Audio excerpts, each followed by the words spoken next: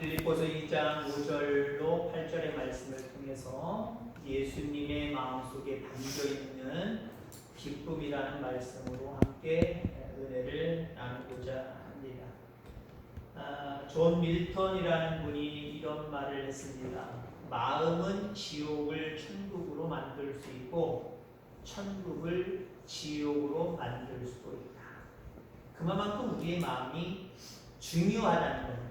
우리의 마음속에 무엇을 품고 있느냐, 어떤 것을 품고 있느냐에 따라서 지금 현재 지옥이지만, 형편이 지옥 같지만 거기에 하나님의 은혜가 임할 수 있고요, 기쁨이 임할 수 있고요, 마음 상태에 따라서 지금 천국이지만 곧이어 지옥으로 바뀌어갈 수도 있다는 겁니다. 그렇습니다. 진정한 우리의 행복, 기쁨은요, 우리 마음에서부터 시작되는 겁니다. 사람들이, 나 외에 다른 사람들이, 예를 들면 도둑질하는 사람들이 제 몸에 있는 모든 것들은 다 빼앗아 갈 수 있습니다. 말들이 실루라기 하나 남기지 않고 다 빼앗아 갈 수 있어요. 심지어는 제가 금리빨은 안 했지만 금리빨을 하고 있다면 금리빨까지 빼앗아 갈 겁니다. 뽑아서라도 갈 겁니다. 근데 여러분들, 못 빼앗아 가는 게 하나 있어요. 우리의 마음입니다. 중국 사람들은 중국 사람이 다 그렇다는 건 아니지만 우리 주변에 있고 사건 사고를 보면은 세계적인 그런 어떤 탑픽에 나와 있는 소식들을 보면 중국 사람들은 남의 심장까지 다 빼가지고 팔고 그러더라고요. 치마는. 근데 우리의 마음은 뺄 수가 없어요. 누가 훔쳐갈 수도 없습니다. 가장 가까이 있으면서도 누구든지 빼앗아 갈 수 없는 게 우리의 마음이다라고 하는 거지. 자, 마음뿐만 아니라 더 구체적으로 얘기하면 마음속에 가지고 있는 태도, 마음속에 담아두고 있는 그것을 그 누구도 우리의 마음속에서 빼앗아 갈 수 없다라고 하는 겁니다.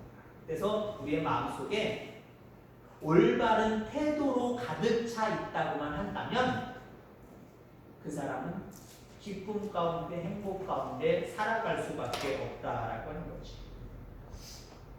하나님은 보물을 우리에게 허락해 주셨는데 눈에 보이도록 감춰놓은 것도 있지만 그런 건 아무것도 아닌, 별것 아닌 그런 것일 수 있어요. 근데 정말 귀한 것은요, 우리의 마음속에 담아두셨다는 거예요. 중요한 겁니다. 우리는 세상의 보물을 찾으려고 나를 행복하게 하고 기쁨에 겨워 살아갈 수 있는 것들 세상 속에서 막 찾으려고 하잖아요.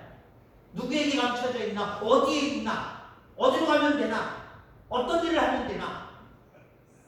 라고 우리는 생각을 하잖아요. 근데 하나님은요, 귀한 보물을 우리 마음속에, 가장 귀한 보물을 우리의 마음속에 담아두셨다라고 하는 겁니다.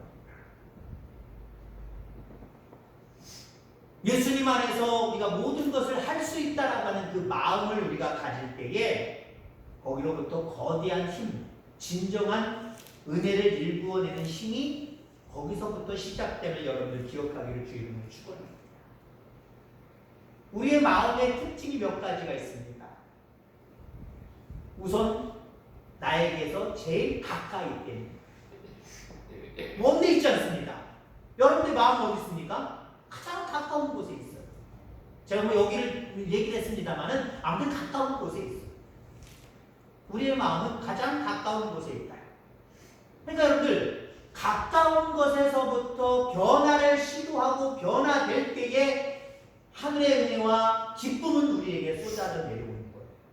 멀리서 찾고 멀리 있는 걸 변화시키려고 애쓰지 마시기 바랍니다. 가장 가까이 있는 게 내 마음이고 이것부터 우리가 마음을 잘 다스리면 거기에 진정한 기쁨이 있다라고 하는 거예요.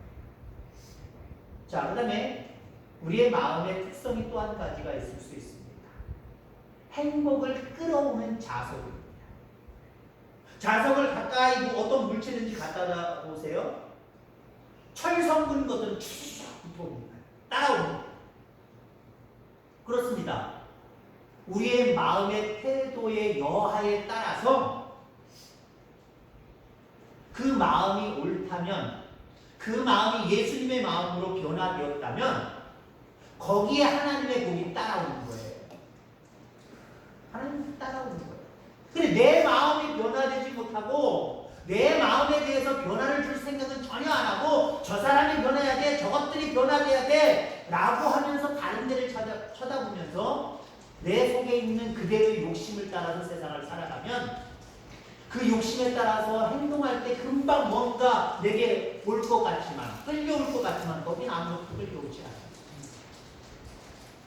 오히려 내 마음이 먼저 변화되어지고 이 마음속에 예수님의 마음을 품을 때에 우리에게 각종 은혜는 우리에게 따라옴을 기억하게 되기를 주의 이름으로 축원합니다.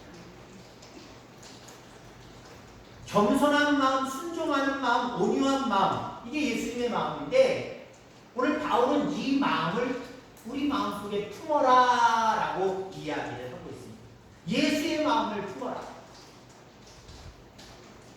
지금 기쁨에 대한 이야기를 계속 하고 있습니다만은 수요일마다 그렇습니다. 기쁨은 우리 속에 예수님의 마음으로 변화될 때 느껴지는 거예요. 체험되어지는 거예요. 예수님의 마음을 품는다라고 하는 5절의 말씀은요, 항상 기뻐할 수 있음을 의미하는 겁니다. 언제 항상 기뻐할 수 있어요? 우리 마음속에 예수님의 마음을 품는. 오늘 본문의 5절 이후 6절로부터 보세요. 예수님이 희생을 하고 있어요. 그는 본체가 하나님이시지만, 신이시지만, 유일하신 신이시지만 자기 자신을 비워서 우리를 위해서 이 땅에 오시고 희생하시면서 자기 목숨을, 자기 독자 아들을 버리시기까지 그렇게 사랑해 주셨어요. 그런 희생을 하는 사람에게 무슨 기쁨이 있어요? 근데 예수님에게는 그게 기쁨이었다는 거죠. 사랑하는 인간을 향하여서 이 땅에 육체를 입고 오시고 그들을 위해서 십자가 지면서 희생하실지라도 거기에는 기쁨이 있었던 거예요. 여러분들 언제 기뻐합니까? 항상 기뻐하자 그러면 우리는 거부 반응이 일어나요. 어떻게 인간이 항상 기뻐해? 왜 그렇습니까? 우리는 기뻐할 수 있는 기준이 너무 명확해. 요 정도 이상이어야지 기뻐하는 거고 요 정도 이하면 우리 기뻐할 수 없어. 너무 그 기준선이 확실해요. 확실하니까 어때요? 삶을 살아가다 보니까 그 기준선 이하의 일들이 나에게 비일비재하게 일어나요. 그러니까 기뻐하기보다는 찡그리고 짜증내고 우는 일들이 많잖아요. 괴로운 일들이 많잖아요. 근데요, 자기를 한번 비워보세요. 예수님의 마음을 품어보세요. 모든 게 기쁜 거예요. 나보다 다른 사람들이 더 가지고 있어도 그냥 기쁜 거예요. 아, 저 사람이 가난하지 않아서 참 좋다. 나보다 더 가져서 참 좋다. 그게 기쁜 거예요. 여러분, 예수님의 마음을 품을 수 있게 되기를 주의 이름으로 축원합니다. 예수님의 마음을 영어 성경에서는 뭐라고 번역하냐면요, 예수님의 태도라고 번역을 하고 있습니다. 그렇습니다.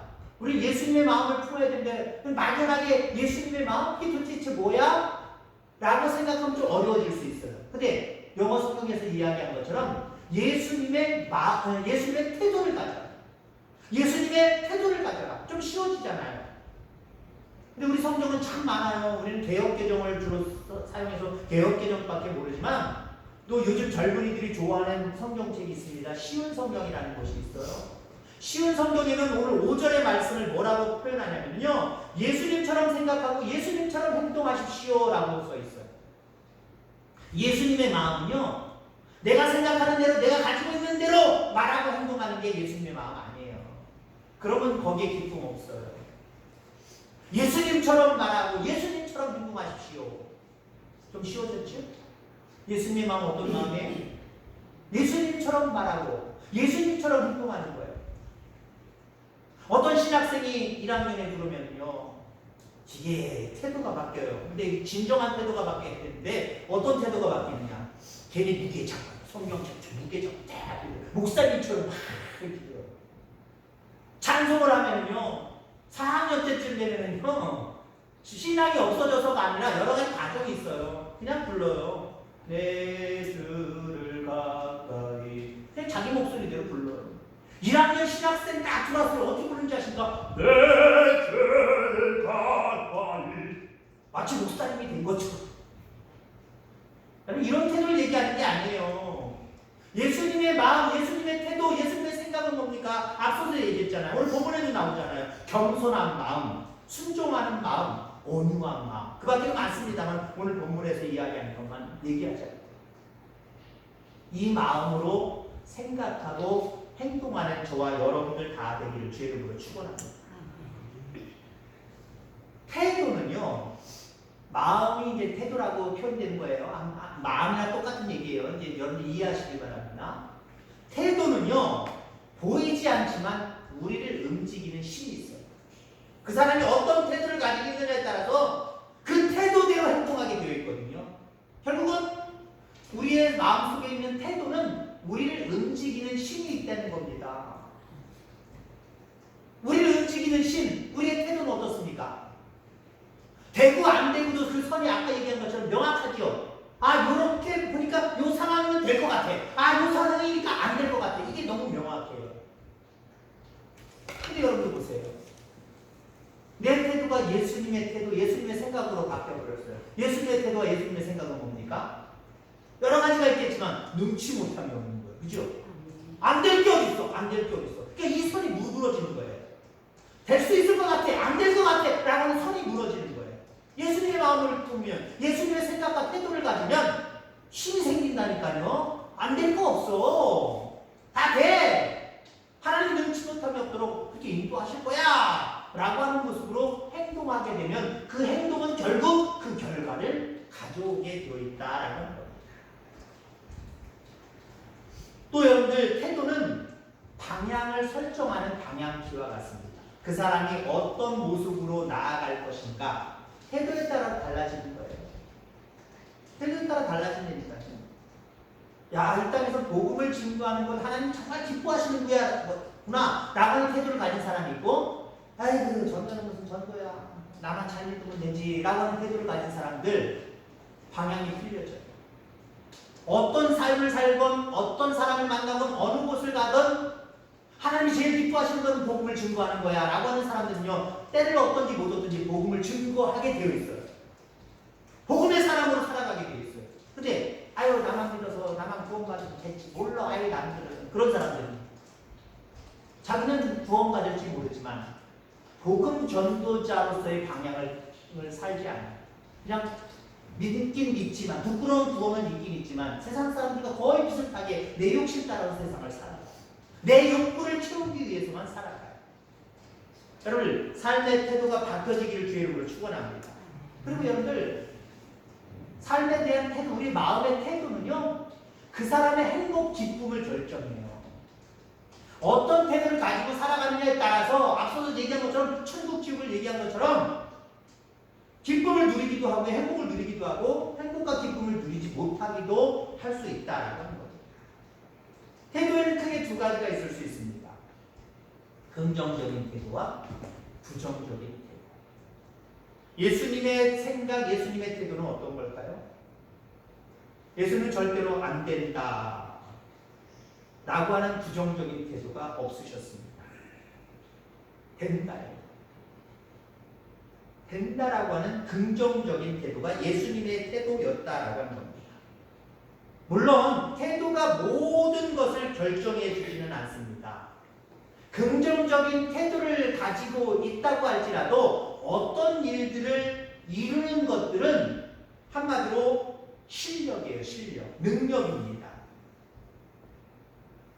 여러분들, 태도와 더불어 능력과 실력까지도 갖추기를 주의 이름으로 축원합니다. 태도만 바뀌면 안 돼요. 우리의 마음속에 태도만 바뀌면 안 돼요. 그 마음속에 예수님의 능력, 예수님의 어떤 실력을 우리가 가지고 있어야 된다라는 겁니다.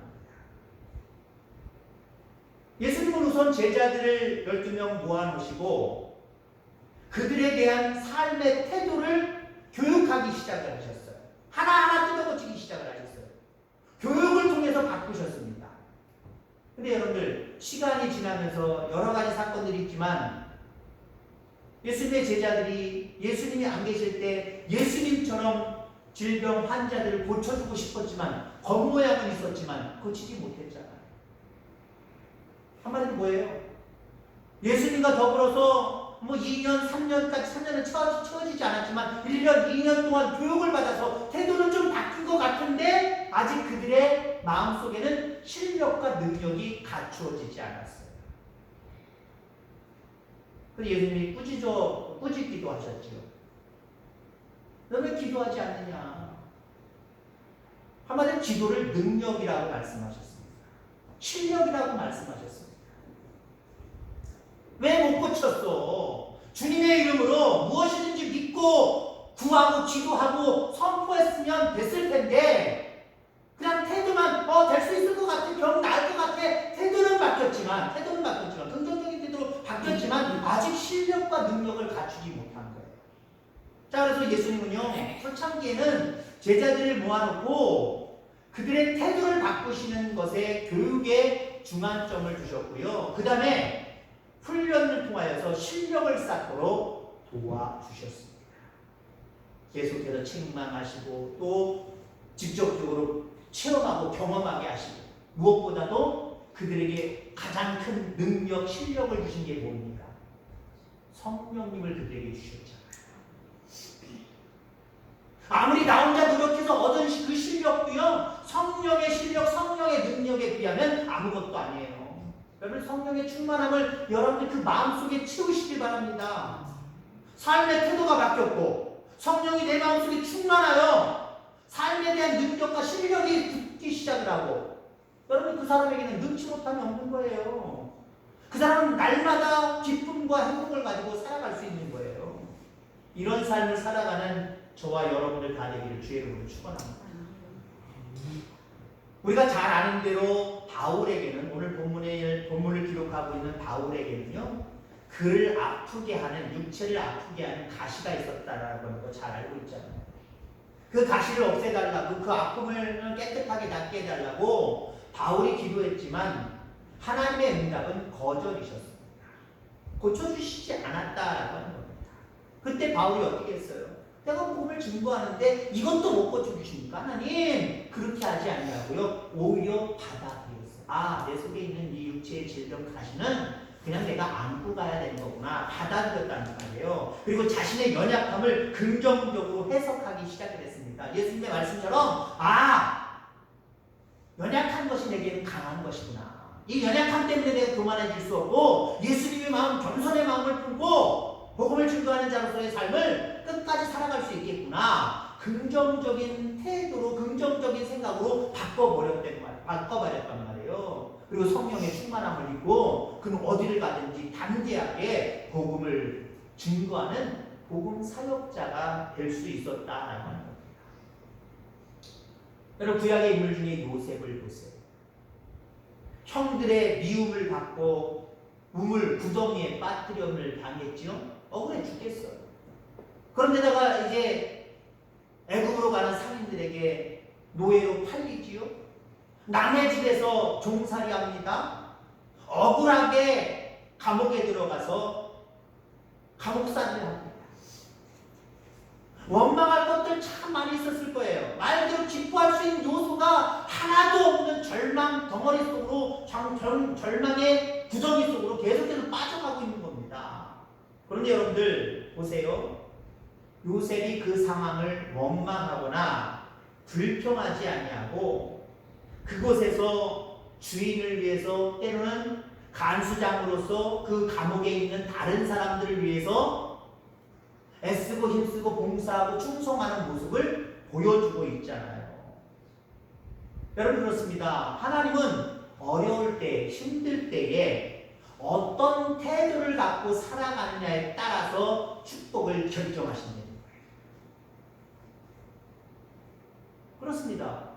어려울 때 내가 어떤 생각을 갖고 있느냐, 특히 하나님에 대해서 어떤 마음을 품고 있느냐, 그리고 그 상황을 어떻게 내가 어떤 태도로 그것을 바라보느냐에 따라서 하나님의 복이 달라져요.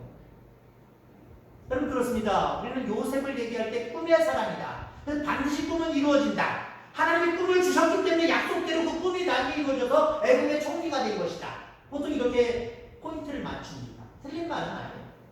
저는 그 포인트를 조금 바꾸고 싶어요. 물론 그때그때마다 다를 수 있습니다만은 말씀은요 그때그때마다 또 왔다 갔다 할 수도 있는 거예요. 제가 뭐 심지가 약해서 이렇게 생각하고 저렇게 생각하고 뭔가 잘 모르겠다 이게 아니라요.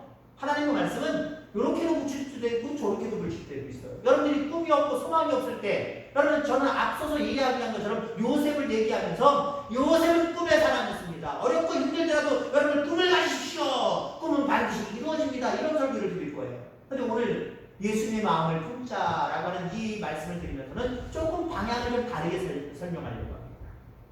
요셉이 애굽의 총리가 되는 큰 자리에 오를 수 있는 것은요.